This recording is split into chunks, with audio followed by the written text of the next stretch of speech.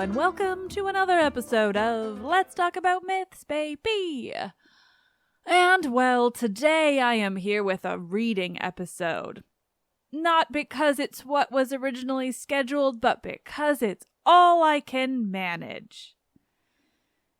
Life's awful, you know? Like, it's just really bad. And on the lighter side, part of the reason I am so utterly overwhelmed at this exact moment is not only is life awful, but I am working on very fun and very special episodes for both March and April. March is going to be all about women. Of course, it's Women's History Month, so we are going to be focusing on some incredible goddesses and real women of the ancient world. I have some amazing conversations scheduled too. And then April. I realize I haven't mentioned this yet because I am dropping the ball on literally everything in my life, but we are here with a very special Bronze Age history lesson for the entire month of April. It's going to be like the special series of episodes that I have done in past years on Atlantis and Sparta, where we look at the truth of so long as we know about the Bronze Age time realm of Greece and a little bit of the wider Mediterranean, and look at a little bit of the misconceptions about its whole quote-unquote collapse. Unlike a wild guy on TikTok and Instagram once claimed, no, the ancient Greek people did not mysteriously and unexpectedly lose the ability to read the written word. That's ridiculous. There was no dark age, no mysterious poof, and all the Mycenaeans were gone. There was simply a time of change and transition, and we're going to look at it closer in that series of episodes, so stay tuned for more on that. But for now, it's the reason for why we are just diving straight into Book 2 of The Fall of Troy today, instead of a scripted episode, because I want to. And I can. So last time we visited this Roman epic retelling the end of the Trojan War, i.e. the only source we have for any detailed description of the end of the Trojan War, and that darn horse, Quintus Smyrnaeus' The Fall of Troy. Last time we left Quintus, we got to behold the wonder that is the Amazons helping the Trojans, and Penthesilea specifically, and also her tragic death at the hands of Achilles. Because, Achilles, kind of a dick, you know? We are back today with Book 2, where we get a little help from the Ethiopian king Memnon for the Trojans, because they had the most badass people coming in to help them. It is another book of this entire epic that I have actually read for episodes on the show, so if you want a little deeper dive into the king of Ethiopia, Memnon, go back and search his name in your podcast app, and you will find my episode on him. Just a reminder, because it becomes very necessary when speaking of Memnon, he is the son of Dawn, of Eos, rosy-fingered Dawn, and so he is very often referenced in that way rather than his name. So take note. It's all about Memnon anyway. But for now, we are just reading this straight. We are going right back in to this, unfortunately, very old and slightly stuffy translation of a really fascinating Roman epic retelling one of the most famous stories from ancient Greece. It's a whole convoluted mess, but it's fun.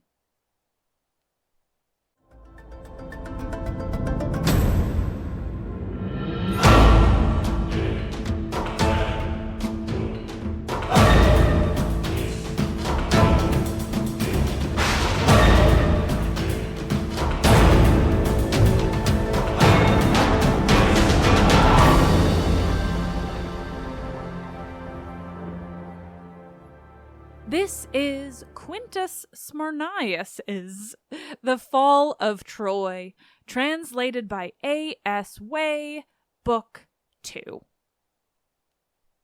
When over the crests of the far-echoing hills the splendor of the tireless racing sun poured over the land, still in their tents rejoiced Achaea's stalwart sons, and still acclaimed Achilles the resistless.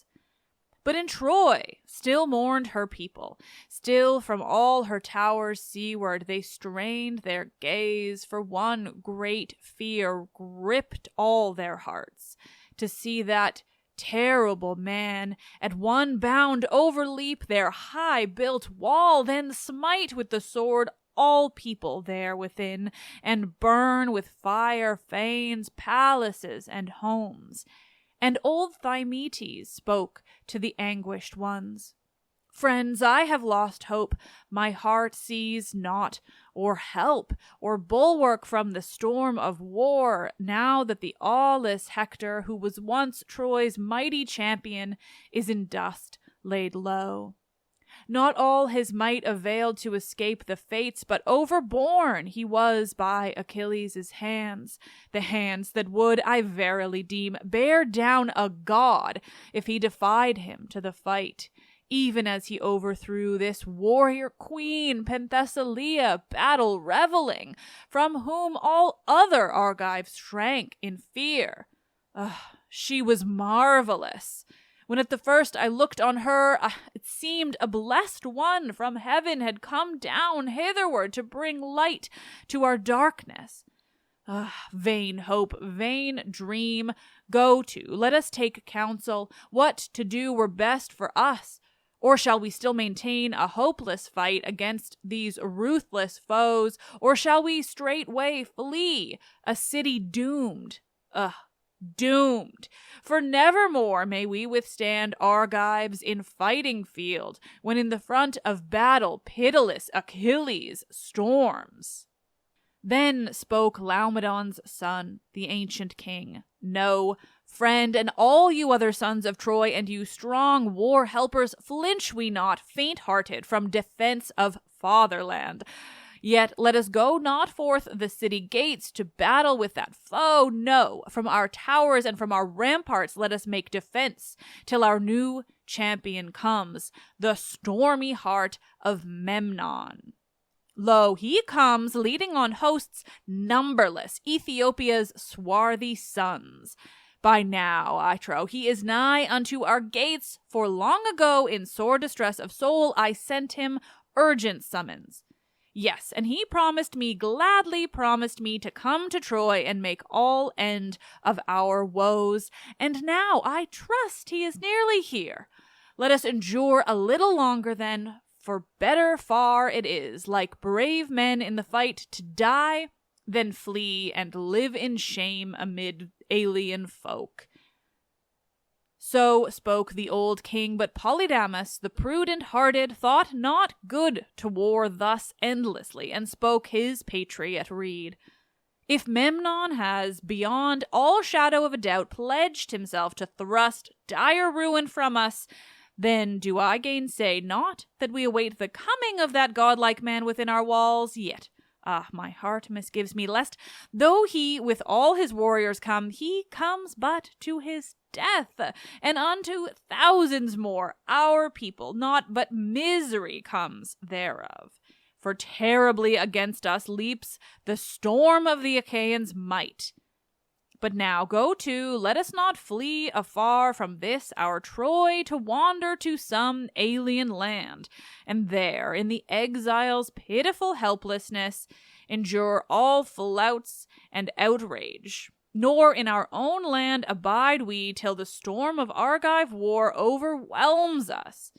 No, even now, late though it may be, better it were for us to render back unto the Danaans Helen and her wealth, even all that glory of women brought with her from Sparta, and add other treasure. Yes, repay it twofold, so to save our Troy and our souls, while yet the spoiler's hand is laid not on our substance, and while yet Troy hath not sunk in gulfs of ravening flame, I pray you take to heart my counsel. None shall, well I wot, be given to Trojan men better than this. Would that long ago Hector had hearkened to my pleading, when I fain had kept him in the ancient home. So spoke Polydamas the noble and strong, and all the listening Trojans in their hearts approved. Yet none dared utter openly the word, for all with trembling held in awe their prince and Helen, though for her soul's sake daily they died. But on that noble man turned Paris and reviled him to his face. You dastard battle-blencher Polydamas, not in your craven bosom beats a heart that bides the fight, but only fear and panic. Yet do you vaunt you, quote, still our best in counsel. No man's soul is base as yours. Go to yourself, shrink shivering from the strife, coward, in your halls, but all the rest we men will still go, armor girt, until we wrest from this our truceless war a peace that shall not shame us. It's with labor and toil of strenuous war that brave men win renown, but flight? Weak women choose it, and young babies. Your spirit is like to theirs. No wit, I trust you in the day of battle, you, the man who makes faint the hearts of all the host. So fiercely he reviled. Polydamas wrathfully answered, for he shrank not he from answering to his face. A caitiff hound, a reptile fool is he who fawns on men before their faces, while his heart is black with malice, and when they be gone his tongue backbites them. Openly Polydamas flung back upon the prince his taunt and scoff. O you of living men most mischievous, your valor, quote, brings us misery. Your heart endures and will endure that strife should have no limit, save in utter ruin of fatherland and people for your sake. Never may such wantwit valor craze my soul. Be mine to cherish, wise discretion, yes, a warder that shall keep my house in peace. Indignantly he spoke, and Paris found no word to answer him, for conscience woke remembrance of all woes he had brought on Troy, and should bring, for his passion-fevered heart would rather hail quick death than severance from Helen, the divinely fair, although for her sake was it that the sons of Troy even then were gazing from their towers to see the Argives and Achilles drawing nigh. But no long time thereafter came to them Memnon, the warrior king, and brought with him a countless host of swarthy Ethiopians. From all the streets of Troy the Trojans flocked, glad-eyed, to gaze on him, as seafarers with ruining tempest utterly forspent see through wide parting clouds the radiance of the eternal wheeling northern wane.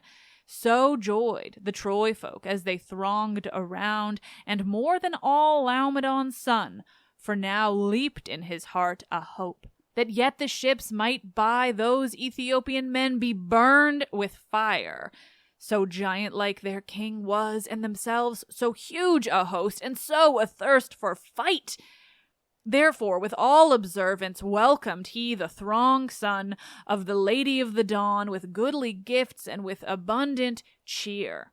So at the banquet king and hero sat and talked, this telling of the Danaan chiefs and all the woes himself had suffered, that telling of that strange immortality by the dawn goddess given to his sire, telling of the unending flow and ebb of the sea mother, of the sacred flood of ocean, fathomless, rolling, of the bounds of earth that weary never of her labor, of where the sun steeds leap from orient waves, telling withal of his wayfaring from ocean's verge to Priam's wall and spurs of Ida.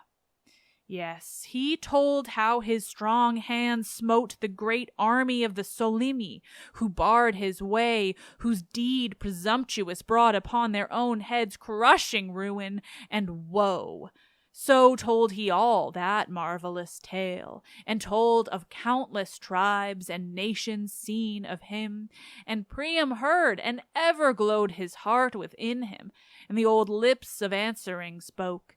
Memnon, the gods are good, who have vouchsafed to me the look upon your host, and you here in my halls. So told he all that marvelous tale, and told of countless tribes and nations seen of him.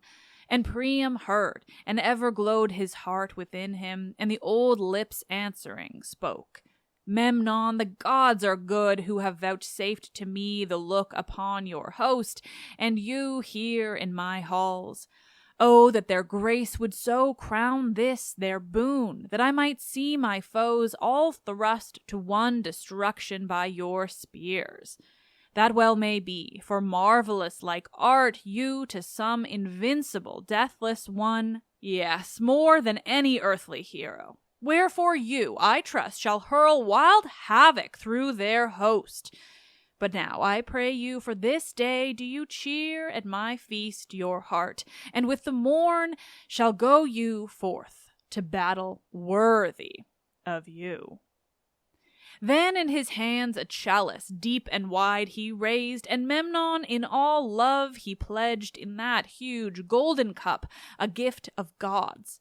For this the cunning godsmith brought to Zeus his masterpiece, what time the mighty in power to Hephaestus gave for bride the Cyprian queen, and Zeus on Dardanus his godlike son bestowed it.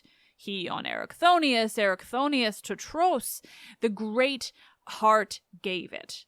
And he with all his treasure store bequeathed it unto Ilus.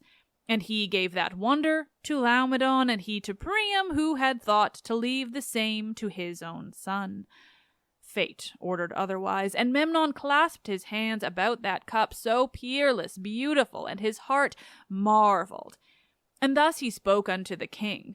Beseems not with great swelling words to vaunt amidst the feast and lavish promises, but rather quietly to eat in hall, and to devise deeds worthy. Whether I be brave and strong, or whether I be not, battle wherein a man's true might is seen, shall prove to you. Now would I rest, nor drink the long night through. The battle-eager spirit by measureless wine and lack of sleep is dulled.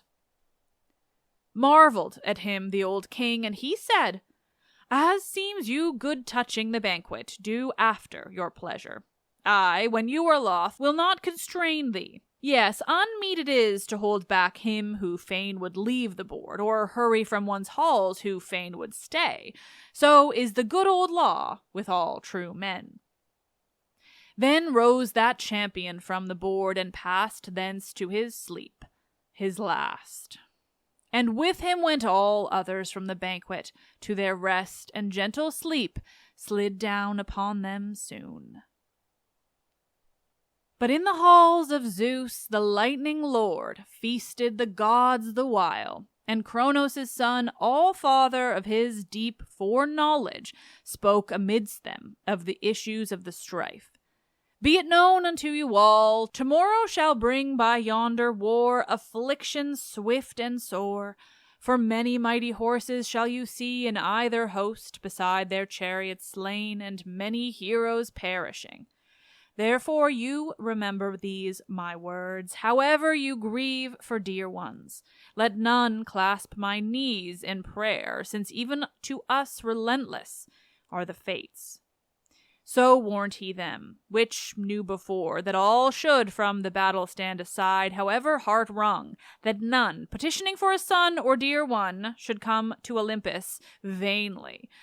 So at that warning of the thunderer, the son of Cronos, all they steeled their hearts to bear, and spoke no word against their king, for in exceeding awe they stood of him. Yet to their several mansions and their rest with sore hearts they went. Over their deathless eyes the blessing-bringer sleep his light veils spread. When over precipitous crests of mountain walls leapt up broad heaven the bright morning star, who rouses to their toils from slumber sweet the binders of the sheaf, then his last sleep unclasped the warrior son of her who brings light to the world, the child of mists of night, now swelled his mighty heart with eagerness to battle with the foe forthright, and dawn with most reluctant feet began to climb heaven's broad highway.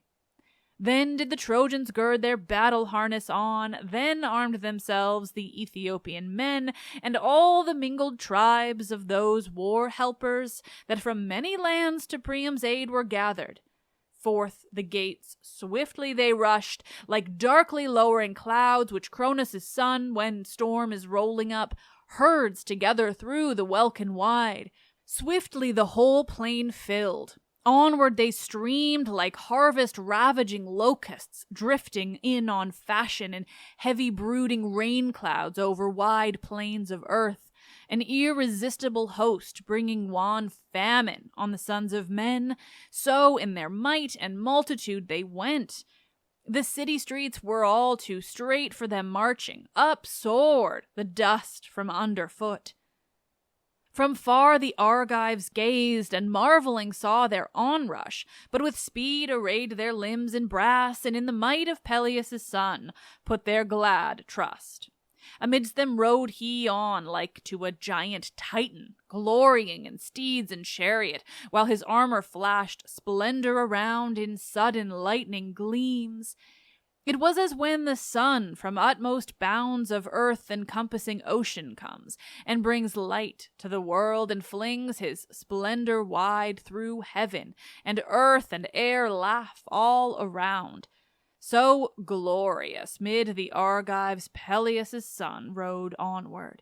Amid the Trojans rode the while Memnon the hero, even such to see as Ares furious-hearted. Onward swept the eager host arrayed about their lord. Then in the grapple of war on either side closed the long lines Trojan and Danaan, but chief in prowess still the Ethiopians were. Crashed they together as when surges meet on the wild sea, when, in a day of storm from every quarter, winds to battle rush. Foe hurled at foe the ashen spear and slew. Screams and death groans went up like roaring fire, as when down thundering torrents shout and rave on, pouring seaward, when the maddening rains stream from God's cisterns, when the huddling clouds are hurled against each other ceaselessly, and leaps their fiery breath in flashes forth.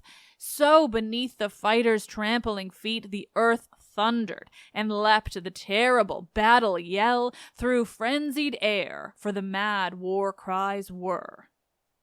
For first fruits of death's harvest, Peleus' son slew Thalius and Mentes, nobly born, men of renown, and many a head beside dashed he to dust.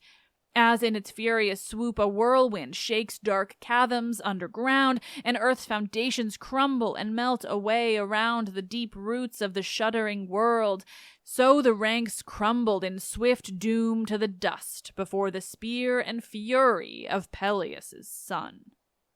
But on the other side, the hero child of the dawn goddess slew the Argive men like to a baleful doom which brings down on men a grim and ghastly pestilence.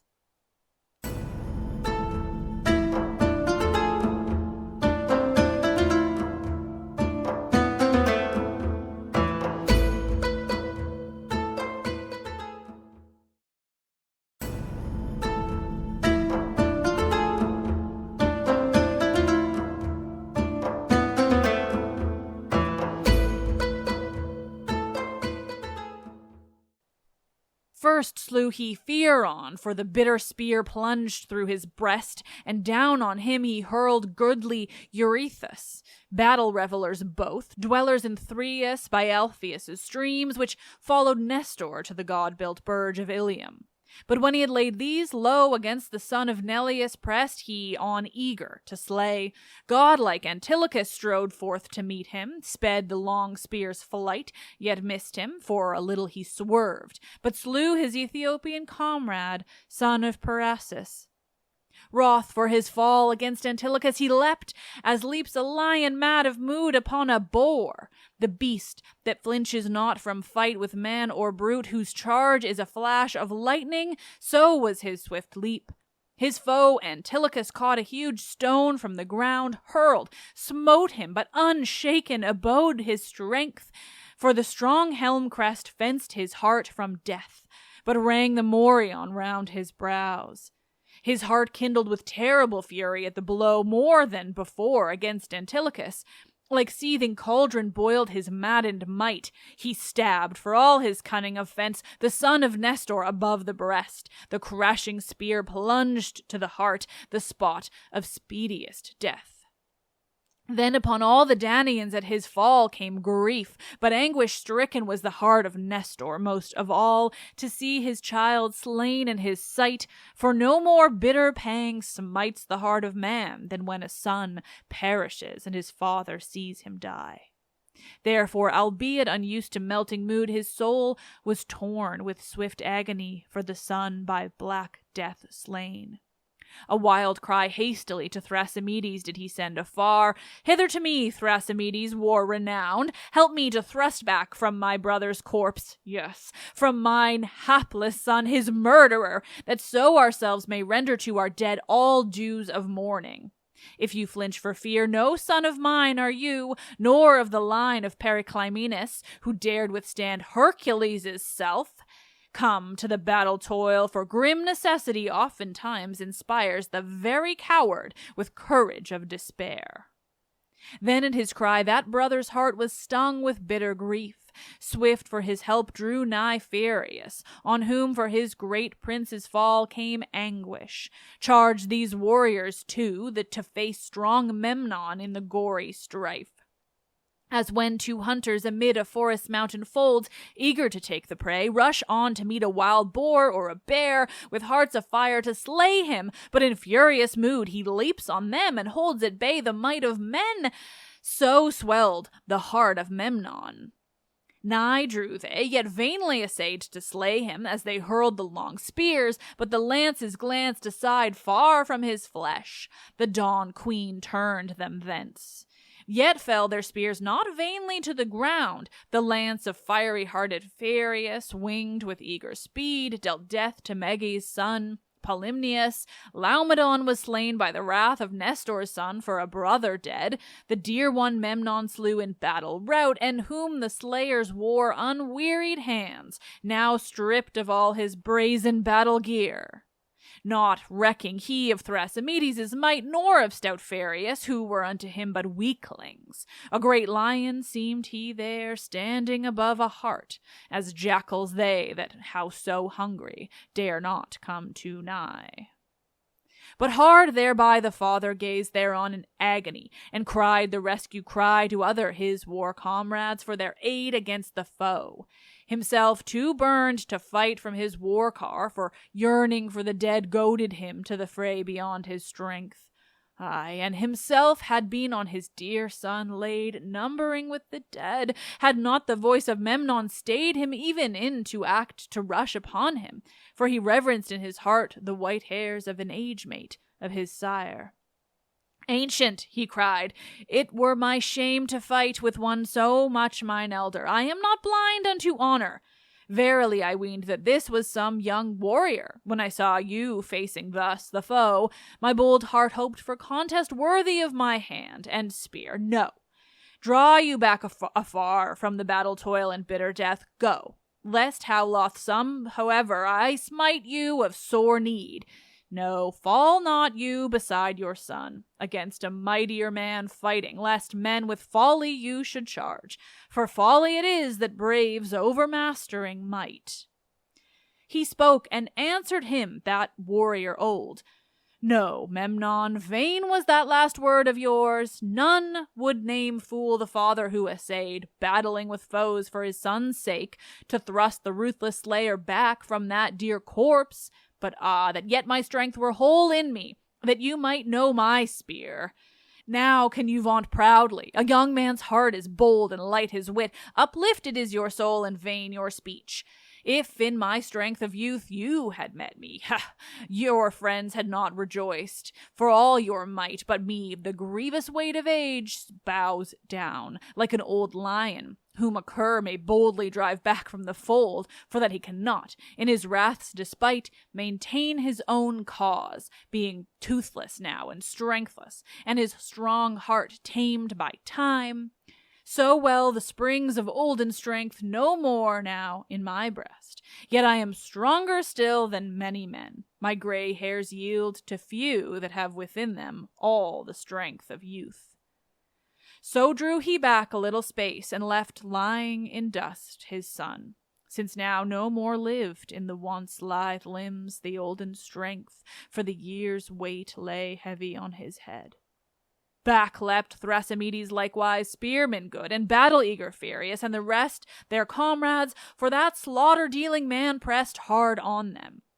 As when from mountains high a shouting river with wide echoing din sweeps down its fathomless whirlpools through the gloom, when God with tumult of a mighty storm has palled the sky in cloud from verge to verge, when thunders crash all round, when thick and fast gleam lightnings from the huddling clouds, when fields are flooded as the hissing rain descends, and all the air is filled with awful roar of torrents pouring down the hill ravines, so Memnon toward the shores of Hellespont before him hurled the Argives, following hard behind them, slaughtering ever. Many a man fell in the dust and left his life in blood beneath Ethiopian hands. Stained was the earth with gore as Danaans died. Exulted Memnon's soul as on the ranks of foemen ever he rushed, and heaped with dead was all the plain of Troy. And still from might restrained he not. He hoped to be a light of safety unto Troy and bane to Danaans, but all the while stood baleful doom beside him, and spurred on to strife with flattering smile. To right, to left, his stalwart helpers wrought in battle toil, Alcyoneus and Nicias, and the son of Asius is furious-souled, Meneclus' spear, Clydon and Alexippus, yes, a host eager to chase the foe, men who in fight quit them like men, exulting in their king. Then, as Meneclus on the Danaans charged, the son of Neleus slew him. Wroth for his friend, whole throngs of foes fierce-hearted Memnon slew. As when a hunter midst the mountains drives swift deer within the dark lines of his toils, the eager ring of beaters closing in presses the huddled throng into the snares of death. The dogs are wild with joy of the chase, ceaselessly giving tongue, the while his darts leap, winged with death on brocket and on hind. So Memnon slew and ever slew.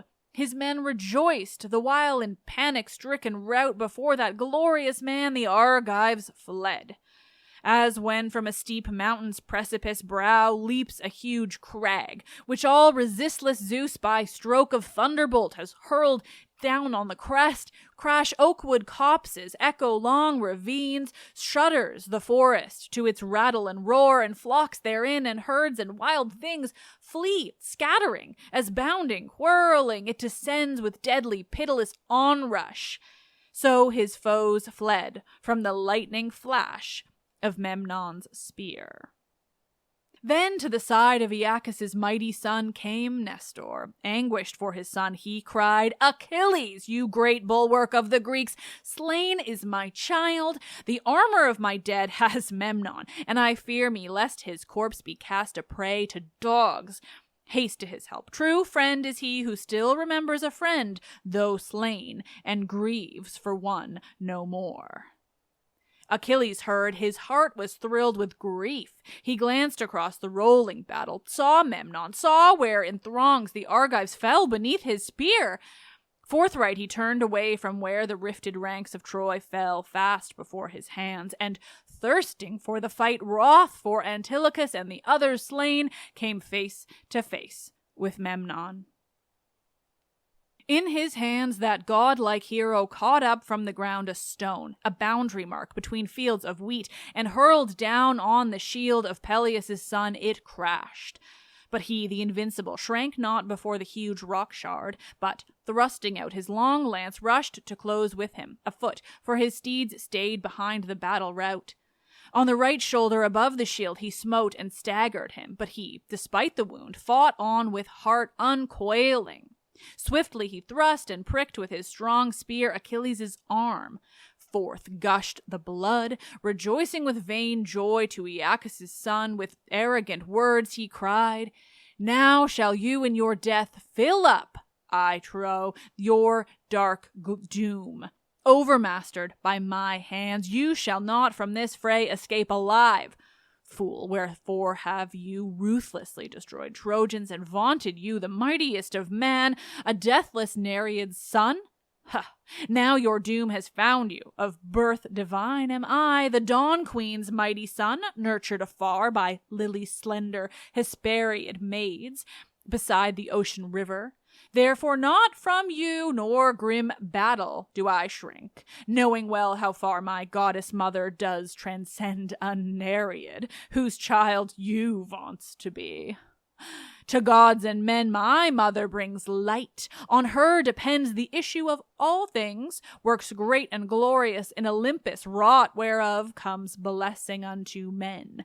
But yours? She sits in barren crypts of brine. She dwells glorying amid dumb sea monsters and amid fish, deedless, unseen. Nothing I reck of her, nor rank her with the immortal heavenly ones. In stern rebuke spoke Aeacus' aweless son, Achilles. Memnon, how waste you so distraught of wit that you should face me, and to fight defy me, who in might, in blood, in stature, far surpass you? From supreme Zeus I trace my glorious birth, and from the strong sea god Nereus, begetter of the maids of the sea, the Nereids, honored of the Olympian gods.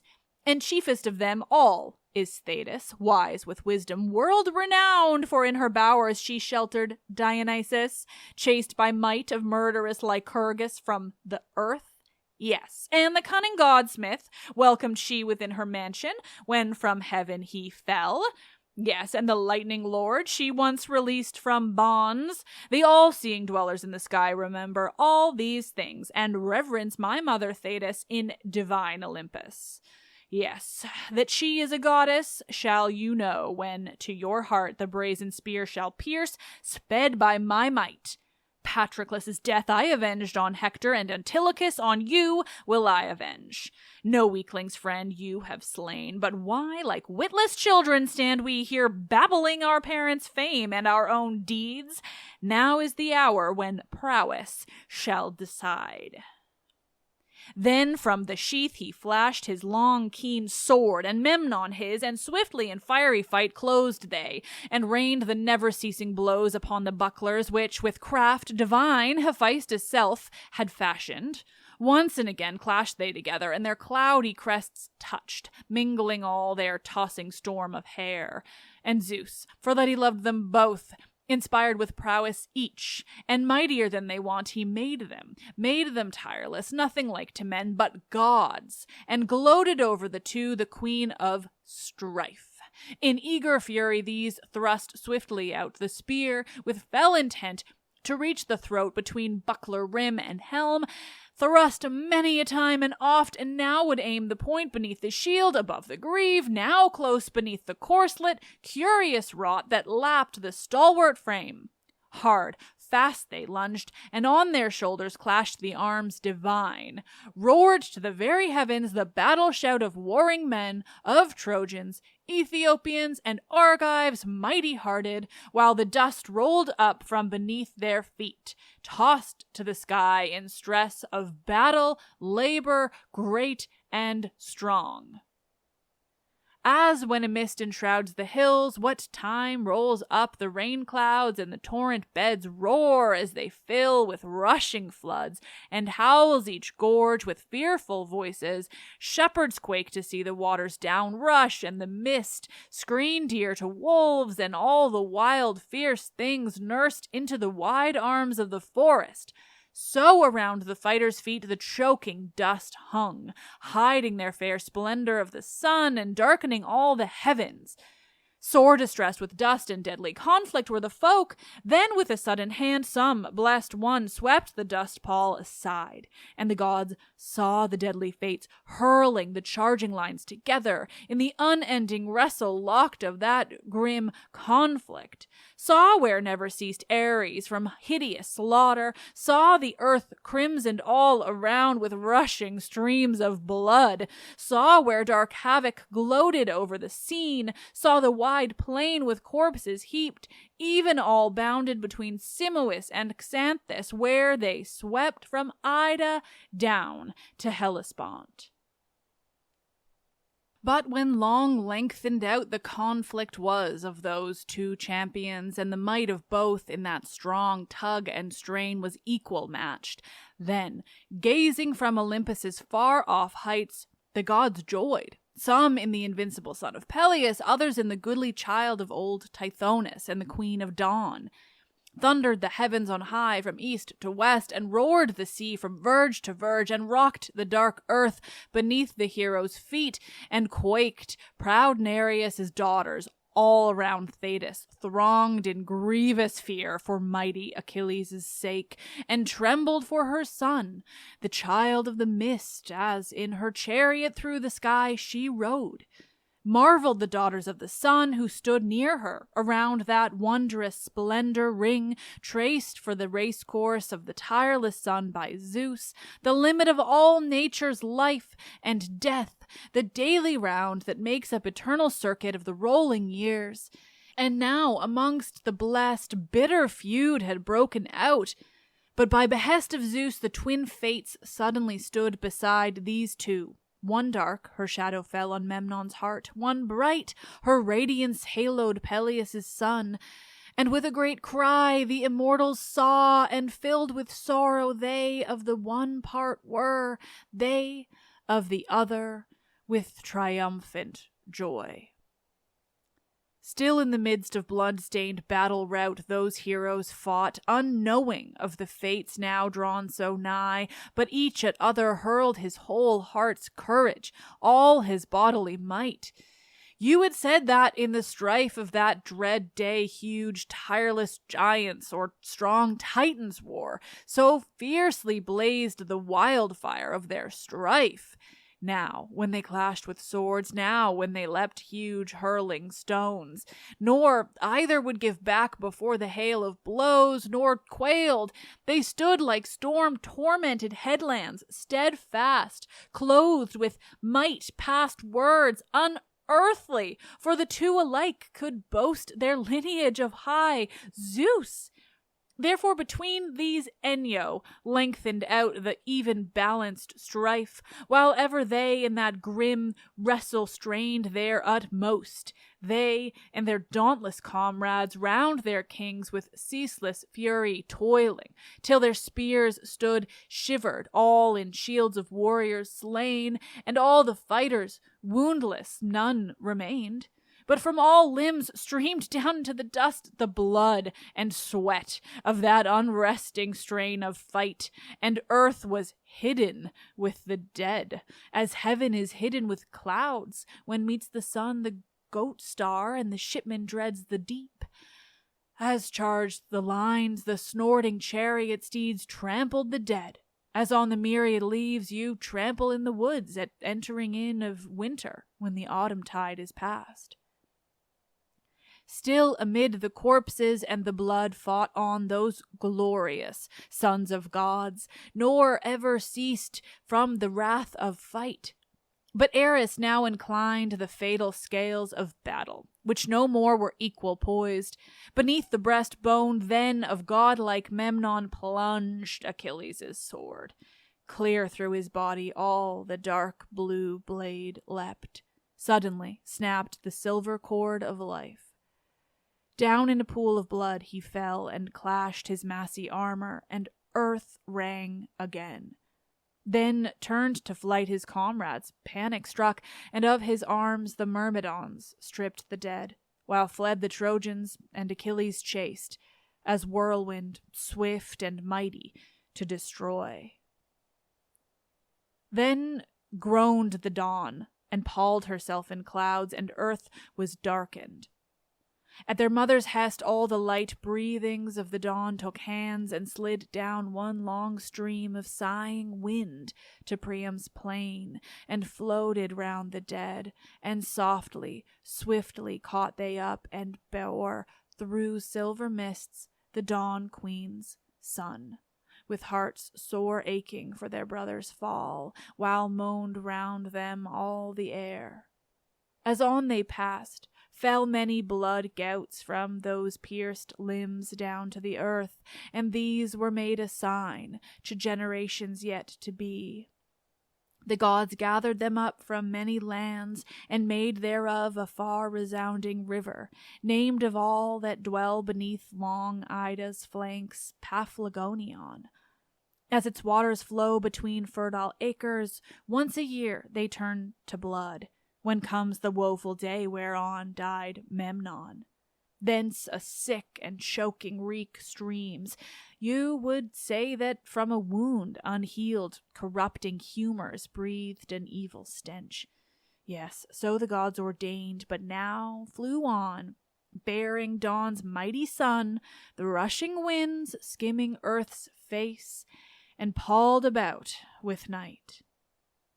Nor were his Ethiopian comrades left to wander of their king forlorn. A god suddenly winged those eager souls with speed such as should be theirs forever, changed to flying fowl, the children of the air. Wailing their king in the wind's track they sped, as when a hunter amid the forest brakes is by a boar or grim-jawed lion slain, and now his sorrowing friends take up the corpse and bear it heavy-hearted, and the hounds follow, low whimpering, pining for their lord in that disastrous hunting lost. So they left far behind that stricken field of blood, and fast they followed after those swift winds with multitudinous moaning, veiled in mist unearthly. Trojans over the plain and Danaans marveled, seeing that great host vanishing with their king. All hearts stood in dumb amazement, but the tireless winds sighing set hero Memnon's giant corpse down by the deep flow of Aesopus' stream, where is a fair grove of the bright-haired nymphs, the which round his long barrow afterward Aesopus' daughters planted, screening it with many and manifold trees, and long and loud wailed those immortals, chanting his renown, the son of the dawn goddess, splendor throned. Now sank the sun, the lady of the morn, wailing her dear child from the heavens came down. 12 maidens shining tressed attended her, the warders of the high paths of the sun forever circling, warders of the night and dawn, and each world ordinance framed of Zeus, around whose mansion everlasting doors from east to west they dance, from west to east, whirling the wheels of harvest-laden years, while rolls the endless round of winter's cold and flowery spring and lovely summer tide and heavy clustered autumn. These came down from heaven, for Memnon wailing wild and high, and mourned with these the Pleiades, echoed round far-stretching mountains, and Aesopus' stream. Ceaseless uprose the keen, and in their midst, fallen on her son, and clasping wailed the dawn. Dead are you, dear, dear child, and you have clad your mother in a pall of grief. Oh, I now you are slain, I will not endure to light the immortal heavenly ones. No, I will plunge down to the dread depths of the underworld, where your lone spirit flits to and fro, and will to blind night leave earth, sky, and sea, till chaos and formless darkness brood over all, that Cronus' son may also learn what means anguish of heart. For not less worship worthy than Nereus' child by Zeus' ordinance am I, who look on all things, I, who bring to their consummation recklessly my light Zeus now despises. Therefore I will pass into the darkness. Let him bring up to Olympus Thetis from the sea to hold for him the light forth to gods and men. My sad soul loves darkness more than day, lest I pour light upon your slayer's head. Thus as she cried, the tears ran down her face immortal, like a river brimming. Drenched was the dark earth round the corpse. The night grieved in her daughter's anguish, and the heaven drew over all his stars a veil of mist and cloud, of love unto the Lady of Light. Meanwhile, within their walls, the Trojan folk for Memnon sorrowed sore, with vain regret, yearning for that lost king and all his host. Nor greatly joyed the Argives, where they lay camped in the open plain amidst the dead. There, mingled with Achilles' praise, uprose wails for Antilochus, joy clasped hands with grief. All night in groans and sighs most pitiful the Dawn Queen lay. A sea of darkness moaned around her. Of the day sprang not, she recked, she loathed Olympus' spaces. At her side fretted and whinnied still her fleet-foot steeds, trampling the strange earth, gazing at their queen grief-stricken, yearning for the fiery course. Suddenly crashed the thunder of the wrath of Zeus, rocked round her for all the shuddering earth, and on immortal Eos trembling came. Swiftly the dark-skinned Ethiopians from her sight buried their lord lamenting, as they wailed unceasingly. The Dawn Queen, lovely-eyed, changed them to birds, sweeping through air around the barrow of the mighty dead. And these still do the tribes of men, the Memnons, call, and still with wailing cries they dart and wheel above their king's tomb, and they scatter dust down on his grave. Still shrill the battle cry, in memory of Memnon, each to each, but he, in Hades' mansion, or perchance amid the blessed on the Elysian plain, laughs, divine dawn comforts her heart beholding them. But theirs is toil of strife unending, till the weary victors strike the vanquished dead, or one and all fill up the measure of their doom around his grave. So by command of Eos, Lady of Light, the swift birds dree their weird. But Dawn divine now heavenward soared with the all-fostering hours, who drew her to Zeus's threshold, sorely loth, yet conquered by their gentle pleadings, such as salve the bitterest grief of broken hearts. Nor the Dawn Queen forgot her daily course, but quailed before the unbending threat of Zeus, of whom are all things, even all, comprised within the encircling sweep of ocean's stream, earth and the palace dome of burning stars.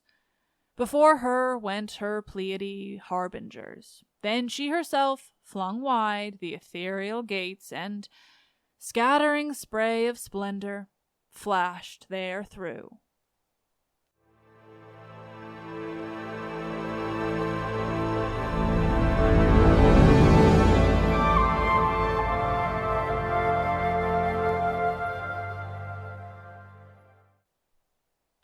Nerds, thank you as always for listening. Reading episodes are fun. I'm really glad we're in this new piece. I hope you're all liking it.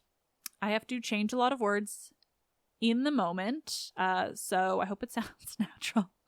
You don't want to hear thee and thou all the time. I'm doing my best. That was really sad. Memnon seems awesome. Achilles just kind of keeps getting worse. And poor Dawn. Eos, rosy-fingered. She just, it's too bad. Oh, I'm tired. Thank you all so much for listening. This ending is what it is.